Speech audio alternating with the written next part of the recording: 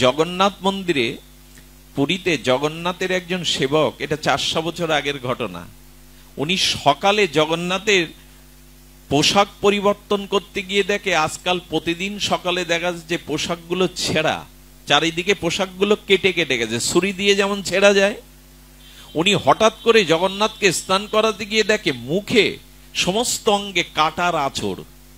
উনি চরণে পড়ে বললেন, প্রভু, কে তোমাকে এভাবে কাটার আঁচড় দিচ্ছে? কে তোমার বসনটা প্রতিদিন ছিঁড়ে যায়? বলতে বলতে কাঁদতে কাঁদতে পূজারী পান্ডাকে জগন্নাথ বললেন, তুমি ঠিকই দেখেছ, তবে আমার এই যে গাত্র কাটা দাগ দেখছো, চিরে চিরে গেছে, বসন গেছে, এটা দোষ কারো না। আমি প্রতিদিন ওই ফুলের বাগানে টোটাই যাই, ফুলের বাগানে ওই ফুলের কাটা লেগে আমার কাপড় অঙ্গ প্রত্যঙ্গটা চিরে চিরে যায়। কেন যাও? তোমাকে তো ফুল দেয়া হয়। বলে, কেন যাই জানো? একটা কুমারী মেয়ে এসে ফুল তুলতে তুলতে গীত গোবিন্দ গায়।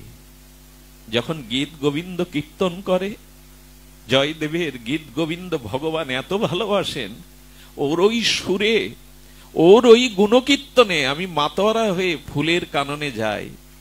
ও তো ওর মতো গাইতে থাকে, কিন্তু সেই গীত গোবিন্দ শুনে আমার দেহাবেশ থাকে না, কখনো কাটাই ছেড়ে অঙ্গ প্রত্যঙ্গ ছিন্ন বিচ্ছিন্ন হয়, আমি উপলব্ধি করতে পারি না। পান্ডা বললেন, তোমার ভজন, তোমার মহিমায় তুমি এতটা ব্যাকুল। সেই দিন থেকে পুরীতে নিয়ম হলো প্রতিদিন জগন্নাথকে গীত গোবিন্দ শোনাতে হবে। জানেন ভগবান কত ব্যাকুল হয়ে যান। একদিন আমাদের পুরীতে লীলাচলে এক দেবদাসী এরকম ভজন করছেন। সে দেবদাসীর কিন্নরী কণ্ঠিতে যখন মধুময় ভজন করছেন, মহাপ্রভু গাম্ভীরার মধ্যে ছিলেন। মহাপ্রভু গাম্ভীরার মধ্যে থেকে সমস্ত বাহ্যিক আবেশ ভুলে গিয়ে দৌড়ে যাচ্ছেন, দৌড়ে যাচ্ছেন। ওই যে গাইছে তাকে দেখবে বলে উনি দৌড়ে যাচ্ছেন সেই সুরের আবেশে। যেতে গিয়ে কি বলবো, পুরী তো সমুদ্র তীর, ওখানে কাটা গাছ আছে। প্রভু সেই কাটা গাছে পড়ে গিয়ে সমস্ত শরীরটা ক্ষত বিক্ষত রক্তাক্ত হয়ে যাচ্ছে, তবু প্রভুর সাড় নাই, তবু প্রভুর সাড় নাই। প্রভু ছুটে যেতে যাবে, অঙ্গ সেবক গোবিন্দ দাস এসে জড়িয়ে ধরলেন। করছো কি প্রভু? ও তো দেবদাসী, ওকে স্পর্শ করলে তোমার সন্ন্যাসী নষ্ট হয়ে যেত।